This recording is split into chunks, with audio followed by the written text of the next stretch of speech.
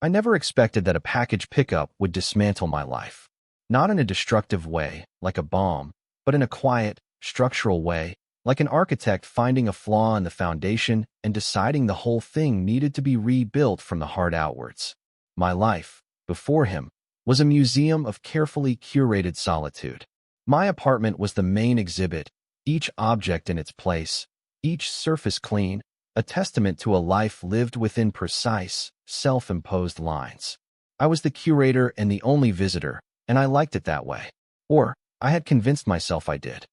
My routine was my religion. Wake at 6:30, coffee at 6:45, at my desk by 7:30. I was a freelance graphic designer, a job that suited my temperament perfectly. It allowed me to create order from chaos, to communicate with the world through a screen, a safe and sterile barrier.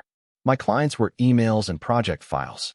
My social life was the polite nod I gave to my neighbor in the hall.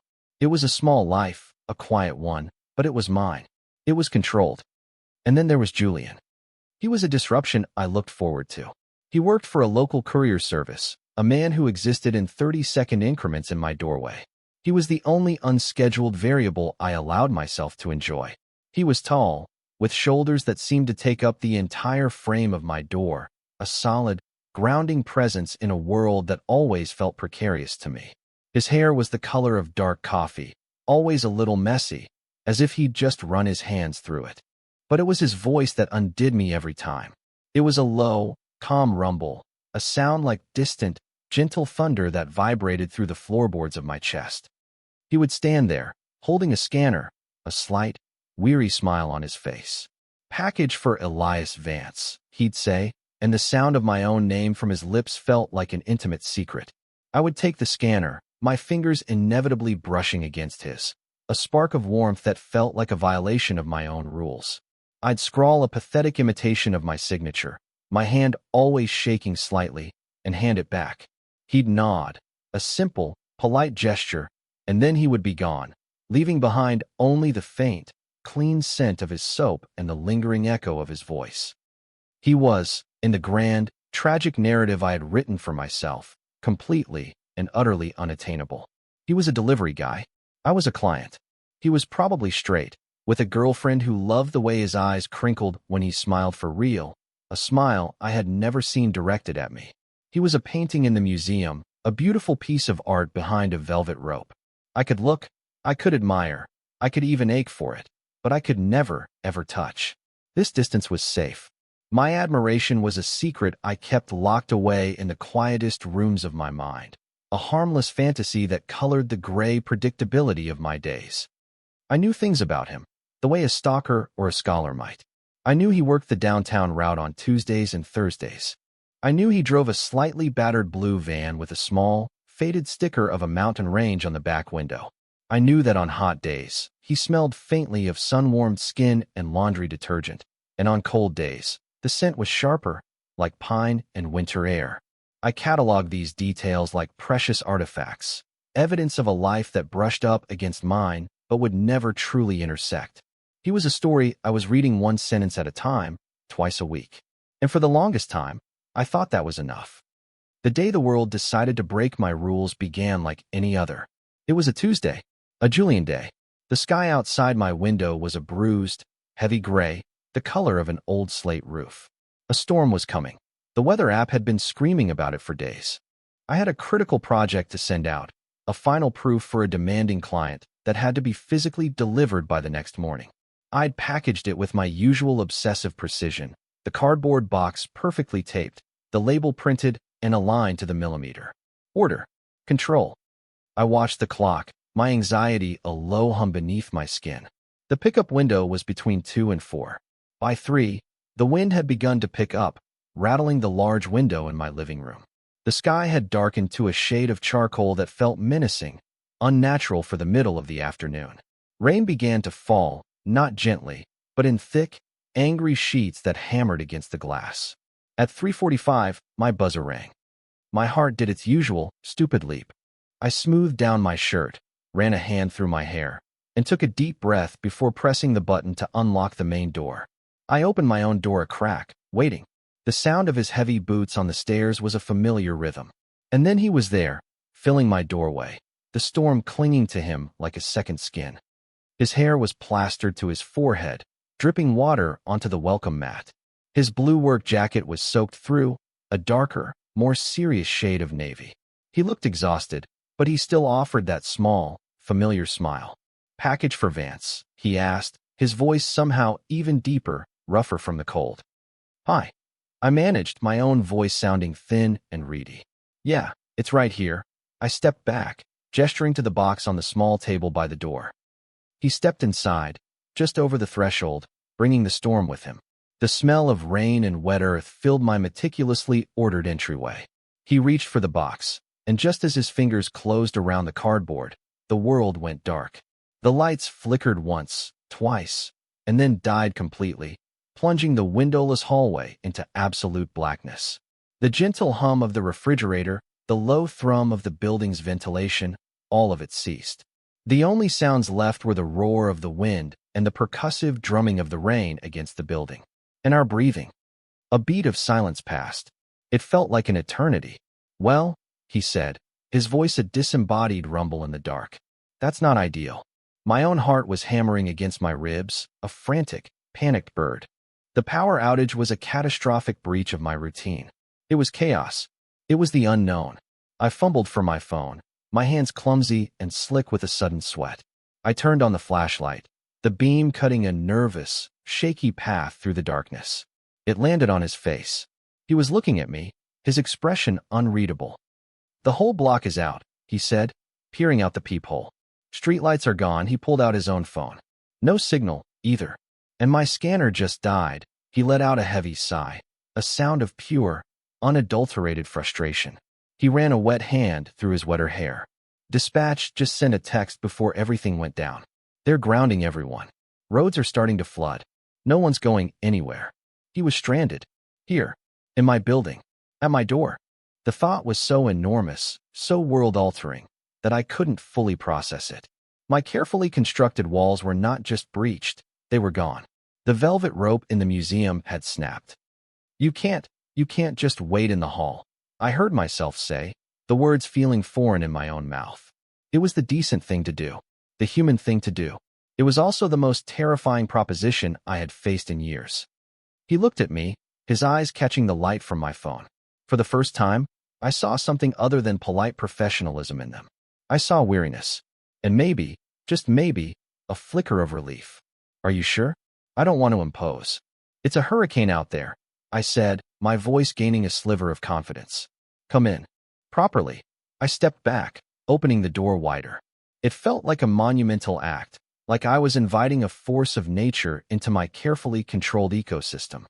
He hesitated for a second longer, then nodded. "Okay, thank you." He stepped inside, and I closed the door, shutting out the storm but sealing the chaos in with me. The lock clicking into place sounded like the final, definitive toll of a bell, signaling the end of my life as I knew it. The apartment felt impossibly small with him in it. My living room, normally a sanctuary of space and light, was now a cavern of shadows, made smaller still by his presence. He stood awkwardly by the door, dripping onto the hardwood floor, his large frame seeming to absorb what little light my phone's flashlight could offer.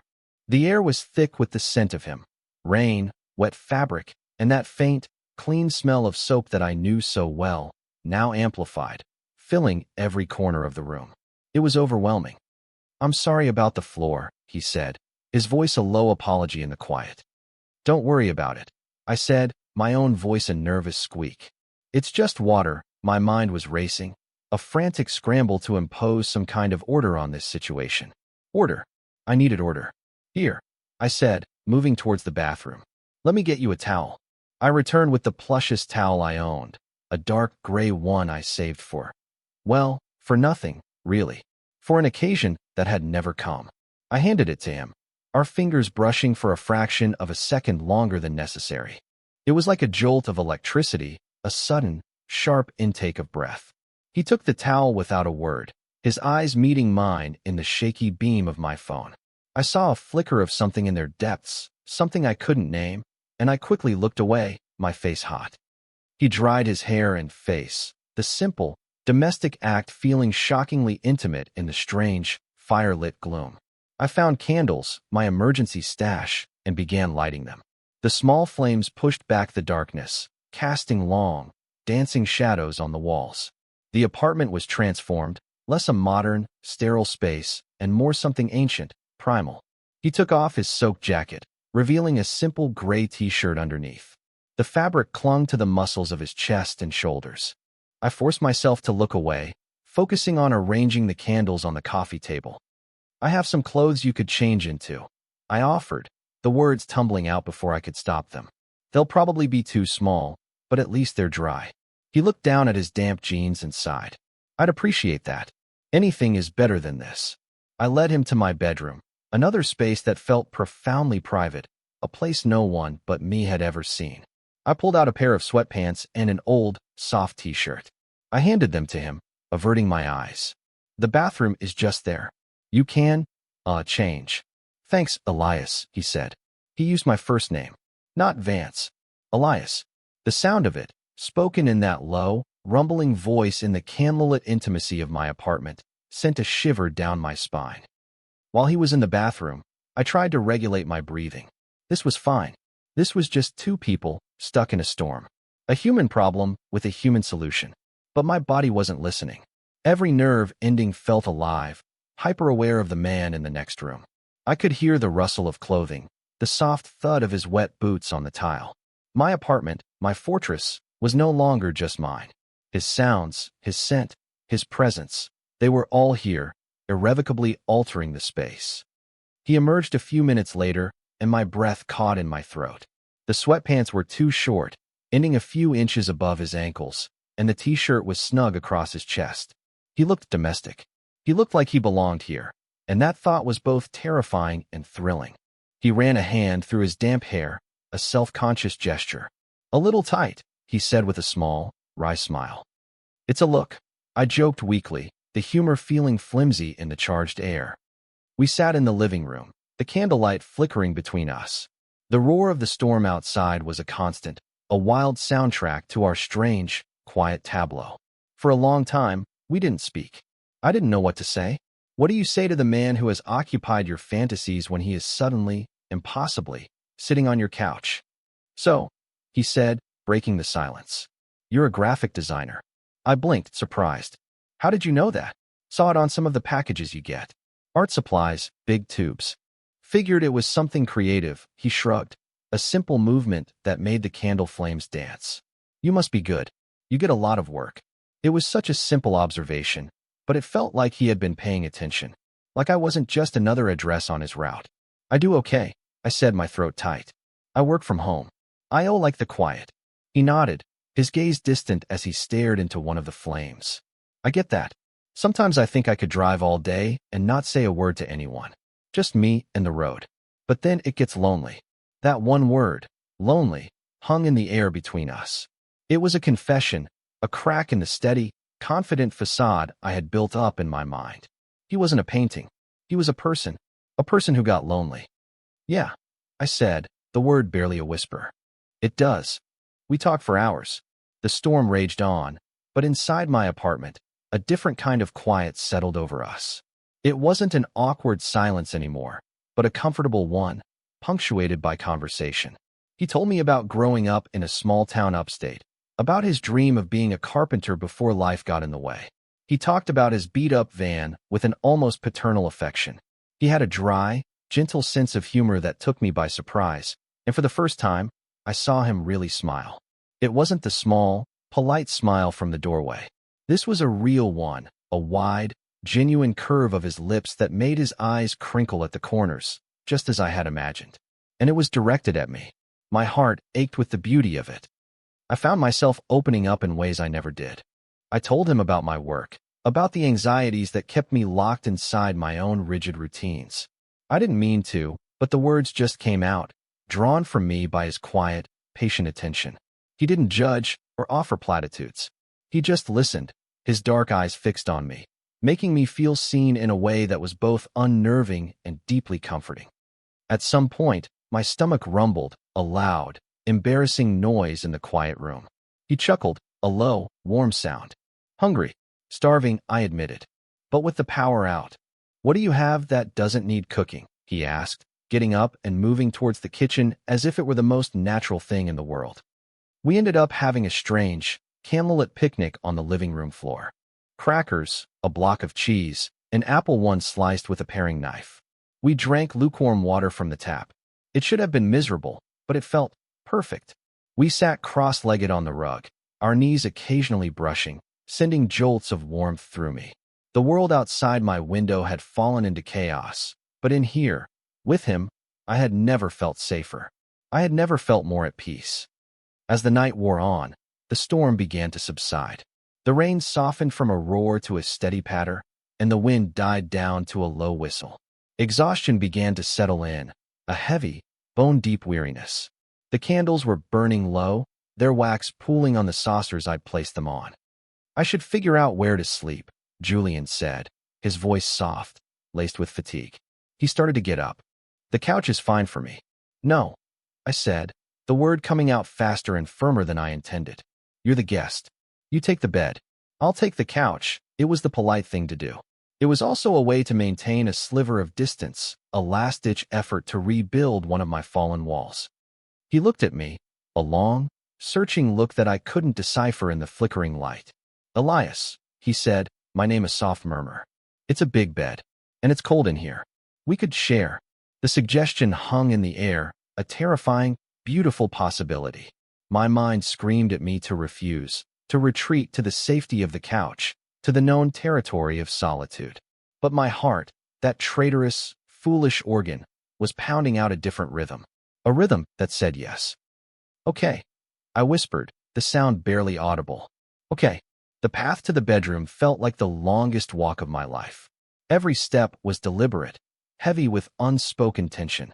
I gave him a new t-shirt to sleep in, another one of mine that was too small but clean. In the near darkness, we moved around each other, a slow, careful dance of two bodies hyper-aware of their proximity. I got into bed first, sliding under the cool sheets and immediately pressing myself against the far edge, creating a vast, empty continent of mattress between us. My entire body was rigid, a coiled spring of anxiety and anticipation. I heard him move to the other side of the bed. The mattress dipped under his weight, a tangible, physical manifestation of his presence in my most private space. He settled under the covers, and the air immediately changed. It was filled with his warmth, the clean scent of his skin and my soap. He was so close. Too close. Not close enough. We lay there in the dark, side by side, not touching. The only sounds were the soft patter of the rain on the window and the frantic, riotous beating of my own heart. I was sure he could hear it. I was sure it was echoing off the walls, a desperate drumbeat revealing everything I had kept hidden for so long. Minutes stretched into what felt like hours. I lay perfectly still, my eyes wide open, staring up at the shadowed ceiling. I was so aware of him, of the heat radiating from his body, of the slight sound he made every time he breathed. I wondered if he was asleep. I hoped he was. I hoped he wasn't. Then he moved. It was a small shift, a subtle turning onto his side, but it felt like a seismic event. The space between us shrank. I could feel the warmth of his body even more intensely now, a tangible presence just inches from my back. I held my breath, waiting. "Elias." His voice was a low whisper in the darkness, a sound that seemed to vibrate directly into my bones. "Yeah." I breathed out, my own voice tight and strained. "Are you cold?" I wasn't. I was burning up from the inside out. But I knew what he was asking. It wasn't a question about the temperature. It was an invitation. It was permission. "A little," I lied, my voice trembling. Slowly, tentatively, he shifted again, moving closer until his chest was a solid, warm wall against my back. An arm draped over my side, his hand resting lightly, questioningly, on my hip. Every point of contact was a brand, a searing imprint on my skin. My mind, my orderly, rational mind, went completely blank. All I could feel was him, the solid weight of him, the radiating heat, the steady, rhythmic rise and fall of his chest against my back. I let out a shaky breath and, without thinking, I turned. I rolled onto my other side, a slow, deliberate movement until we were face to face in the darkness. I couldn't see his expression clearly, Only the dark shape of him, the gleam of his eyes and the faint moonlight that filtered through the window. His hand moved from my hip to my cheek, his thumb stroking softly against my skin. The touch was gentle, questioning. It was the most tender thing I had ever felt. And then he leaned in. His lips met mine, and the world fell away. It wasn't a hard, demanding kiss. It was soft, hesitant, a question asked without words. It tasted of rain and coffee and something that was just him. My carefully constructed walls, the ones I had spent a lifetime building and reinforcing, didn't just crack. They turned to dust. I kissed him back, a silent, desperate answer, pouring every ounce of my secret, hopeless yearning into the touch. It was terrifying. It was exquisite. It was everything. The museum was in ruins, and I was finally alive. The morning came with a cruel and silent clarity. The storm had passed, leaving behind a world washed clean and painfully bright. Sunlight streamed through the window, a harsh, interrogating light that banished the soft, forgiving shadows of the night before. And with the light came the silence. A thick, suffocating silence that was louder than the hurricane had ever been. I woke up first. For a blissful, disoriented moment, I felt only warmth. A heavy arm was draped over my waist, and a solid, breathing body was pressed against my back. The memory of the night rushed back in a tidal wave. The conversation, the shared meal, the kiss. The kisses. My heart clenched with a feeling so potent it was almost painful. Then, I opened my eyes. The room was no longer a secret, candlelit cave. It was just my bedroom, and Julian was just a man sleeping in my bed. The intimacy of the darkness felt like a dream, a fantasy my lonely mind had concocted. But the weight of his arm was real. The soft sound of his breathing was real. I slid out of bed as carefully as I could, disentangling myself from his hold. He stirred, murmuring something in his sleep, but didn't wake. I stood there for a moment, watching him. In the daylight, he looked younger, more vulnerable. A faint line of stubble shadowed his jaw. His dark hair was a mess against my pillow. My pillow. The sight was so domestic, so profoundly outside the realm of my reality, that it made my stomach twist with a nauseous blend of hope and terror. I escaped to the living room. The power was back on. The digital clock on the cable box glowed with a cheerful, mocking green. 10:17 a.m. The world had returned to normal. But my world was irrevocably broken. The candles from last night were just cold, hardened lumps of wax. The empty cracker box and cheese wrapper on the floor looked sad and pathetic. The magic was gone. My anxiety, which had been soothed to sleep by his presence, woke up screaming. My mind began to spiral, a vortex of self-recrimination and doubt. What had I done? It was a mistake. A huge, catastrophic mistake. He was stranded, vulnerable, maybe even a little scared. I had taken advantage of the situation. He didn't really want to kiss me. It was proximity, a strange, storm-induced madness. He was probably straight. He was definitely straight. And this was some kind of weird, one-time curiosity that he was already regretting. I had ruined it. I had ruined the one small, bright spot in my week. He would never be able to look at me again without remembering this. The polite smiles, the brief, safe interactions, all gone. Replaced by this horrifying, awkward morning after. He would probably ask to be reassigned to a different route. I would never see him again. The thought was a physical blow, knocking the air from my lungs. I sank onto the couch, wrapping my arms around myself, trying to hold the pieces of my composure together. I heard him stirring in the bedroom. The sound of the bed creaking, the soft padding of his feet on the floor. My heart hammered against my ribs. I couldn't face him. I stared intently at the grain of the wooden coffee table, pretending to be absorbed by it. He appeared in the doorway of the living room, wearing the clothes I had given him. He didn't look at me. He ran a hand through his hair, his movements stiff and awkward. The easy comfort of the previous night had evaporated, replaced by a chasm of unspoken tension. "Hey," he said, his voice rough with sleep. It wasn't the warm, rumbling sound from last night. It was clipped, distant. "Morning," I mumbled to the coffee table. He walked into the kitchen, and I listened to him run the tap, the sound of him drinking water. Each normal, mundane sound felt loaded with meaning, with all the things we weren't saying. He was acting completely normal, which, in the twisted logic of my anxiety, was the worst possible sign. It meant he was trying to pretend last night never happened. It meant he regretted it. He came back into the living room, carrying his damp clothes from yesterday. "These are almost dry," he said, his gaze fixed somewhere over my left shoulder.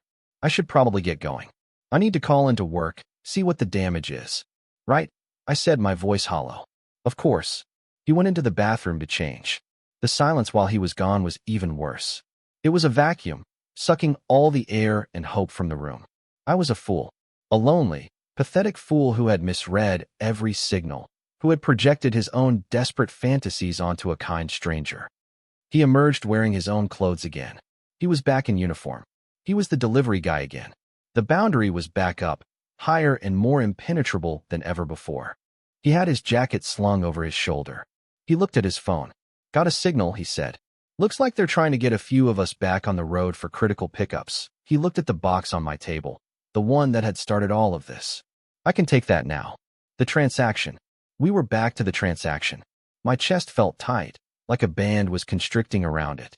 I nodded, unable to speak. I watched him pick up the scanner from where he'd left it, his movements all business. He scanned the label on the box. The electronic beep was a sterile, final sound. He looked at me, finally, but his eyes were guarded, professional. He held out the scanner. "Sign here." The same words he said twice a week. But now they felt like a judgment. A dismissal. My hand was shaking so badly I could barely hold the stylus. I scribbled something illegible on the screen and handed it back, careful not to let our fingers touch. "Okay," he said, his voice flat. "You're all set." He picked up the box. He turned to leave. This was it. He was going to walk out that door, and the fragile, beautiful thing that had happened between us would be erased, relegated to a shameful secret in my memory. He would walk out, and my world would be quiet and orderly again, but the silence would be unbearable. He reached the door. His hand was on the knob. My heart plummeted. And then he stopped. He stood there for a long moment, his back to me. His shoulders were tense. He let out a long, slow breath, the sound heavy in the still air. He turned around, his face a mask of conflict. He set the box and the scanner down on the floor. "Elias," he said, his voice low and serious. "We need to talk about last night." My blood ran cold. This was it. The rejection. The "let's just forget this happened" speech. I braced myself, my carefully constructed walls, the ones I had been frantically trying to rebuild all morning, crumbling to dust again. I gave a small, jerky nod, unable to form words. He took a step towards me, then another, until he was standing in the middle of the living room. He wasn't looking at me with distance anymore. He was looking right at me, his eyes dark and intense. "I've been an idiot all morning," he said, his voice raw. I woke up and I panicked. I saw the sun, and the power was on, and I reverted. Back to default. Back to being the guy who just drops off your packages. I stared at him, confused. This was not the speech I was expecting. "The truth is," he continued, taking another step closer, "I've been trying to get this route for 6 months. Ever since I covered it for a buddy one afternoon, and I met you, my breath hitched. I noticed you. I noticed the way you always look so serious when you open the door, and how your whole face softens just a little when you say hello. I noticed that you get nervous, that your hand shakes when you sign for things." He was standing right in front of me now. He reached out, not to touch me, but just holding his hand in the space between us, a hesitant, open gesture. "Last night," he said, his voice dropping to a near whisper. "That wasn't the storm. That wasn't a mistake. I've wanted to kiss you since that first day. And when the power went out, and you invited me in, it felt like the universe was finally giving me a chance, and I was terrified I was going to screw it up." My mind was reeling, trying to process his words. He had noticed me. He had wanted this. The narrative I had spent the morning torturing myself with, the story of my delusion and his regret, was wrong. Completely, utterly wrong. I thought you were straight." I managed to choke out, the words feeling foolish on my tongue. A sad smile touched his lips. "I thought I was too. For a long time. Turns out, I was just waiting. For you." He finally closed the distance between us, his hand coming to rest gently on my arm. The warmth of his touch was grounding, a solid anchor in the swirling sea of my emotions. "I'm sorry I was so weird this morning. I was scared. I felt like I'd dreamt the whole thing, and that in the daylight, you would regret it." He was echoing my own fears back at me. The relief was so profound, so overwhelming, it felt like I might shatter. The tension that had been coiling in my gut for hours finally, blessedly, released. A tear escaped my eye, tracing a hot path down my cheek. "No," I whispered, my voice thick. "I didn't regret it. I was so scared that you did." He let out a shaky breath, a sound of pure relief.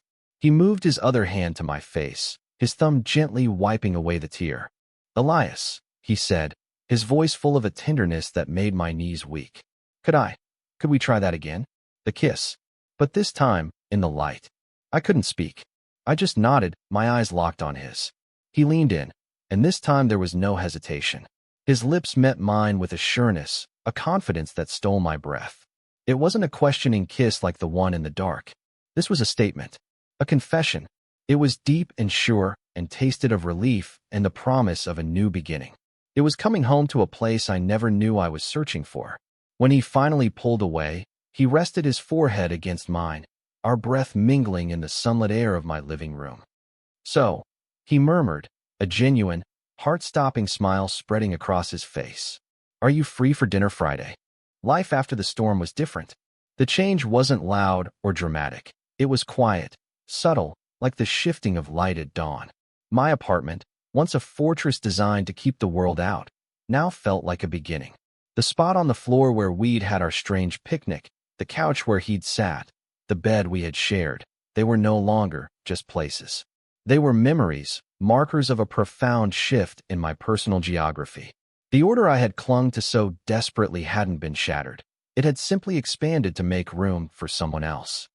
Julian left that morning, taking my client's package with him, but he left his phone number behind, scrawled on a corner of a napkin. That simple string of digits felt more valuable than anything I owned. An hour later, my phone buzzed with a text. "Made the drop-off. Thinking of you." I read the message a dozen times, a stupid, giddy smile on my face. The world outside my window was the same, but my perception of it had been fundamentally altered. The quiet of my apartment was no longer the sound of loneliness. It was the sound of peaceful anticipation. Our first date was on Friday, just as he'd asked. We went to a small, quiet Italian restaurant a few blocks from my place. Seeing him out of his work uniform was another small revelation. He wore a simple dark sweater that made his shoulders seem even broader and jeans that had seen better days. He looked comfortable, Rio. We sat across from each other, a flickering candle between us, and it felt both completely new and deeply familiar. We talked for hours, filling in the gaps of our lives. I learned that the mountain sticker on his van was from a hiking trip he took after a bad breakup 2 years prior. He learned that I had moved to the city for art school, but had become too anxious to thrive in the competitive, social environment, retreating into the solitary world of freelance work. He didn't see it as a failure. He saw it as me finding a way to protect myself. He saw me. There was a moment, halfway through dinner, when I was telling a story about a particularly difficult client, and he was listening with that same focused intensity he'd had during the storm. I faltered, suddenly self-conscious, feeling like I was rambling. "Sorry," I said. "I'm talking too much." He just shook his head, a soft smile on his face. He reached across the table and covered my hand with his. His palm was warm and slightly calloused, a comforting weight on my own. "Don't ever be sorry for that," he said, his voice a low rumble that was just for me. I want to hear all of it. In that moment, I felt a wall I didn't even know was still standing crumble into dust. The days that followed settled into a new kind of routine, one that was fluid and welcome. There were more dates, walks in the park, a trip to an actual art museum where he held my hand as we looked at the paintings, quiet nights spent at my apartment, cooking together in my small kitchen. He was a surprisingly good cook, his movements calm and efficient. He filled my quiet space with the scent of garlic and basil, with the low murmur of his voice, with his easy, grounding presence. One rainy Tuesday afternoon, about a month after the storm, my buzzer rang. I knew it was him before I even answered. Not because it was a delivery day, but because it just felt like him. I opened the door to find him standing there, not in his uniform, but in a rain jacket, holding a small, wilting potted plant. "My neighbor is moving and was throwing this out," he said, a sheepish grin on his face. He said, "It's a peace lily. I thought your apartment could use a little more life." I took the plant, our fingers brushing. The gesture was so simple, so thoughtful, it made my chest ache. It's perfect, I said, and I meant it. It was another piece of the outside world, of his world, that he was bringing into mine. Later that evening, as another storm raged outside, this one gentler, a soothing drum of rain on the glass, we were curled up on my couch. The peace lily sat on the windowsill. The apartment was filled with the warm glow of a lamp and the comfortable silence of two people who no longer needed to fill the space with words. He had his arm around me, and my head was resting on his shoulder. I could feel the steady, reassuring beat of his heart against my ear. You know, I said softly, tracing a pattern on his arm. I used to hate storms. He tightened his arm around me, pulling me closer. Me too, he murmured into my hair. Not anymore. I looked around my living room. It was still neat, still orderly, but it was different now. His jacket was draped over a chair. His favorite coffee mug, a chipped blue one he'd brought over, sat on the coffee table. The air smelled faintly of his cologne, mixed with the scent of brewing coffee. It was no longer a sterile museum exhibit. It was a home. The chaos I had feared my entire life hadn't destroyed me. It had come in the form of a man in a rain-soaked jacket, and it had saved me from a life lived behind glass. I had spent so long curating my solitude, believing that safety was found in isolation. But true safety, I was learning, wasn't in the walls you built around yourself. It was in having someone who made you feel like you didn't need any walls at all. He had come to pick up a package, a simple, transactional task. But in the end, he had picked up all the fragile, hidden pieces of me and put them together in a way I never could have managed on my own.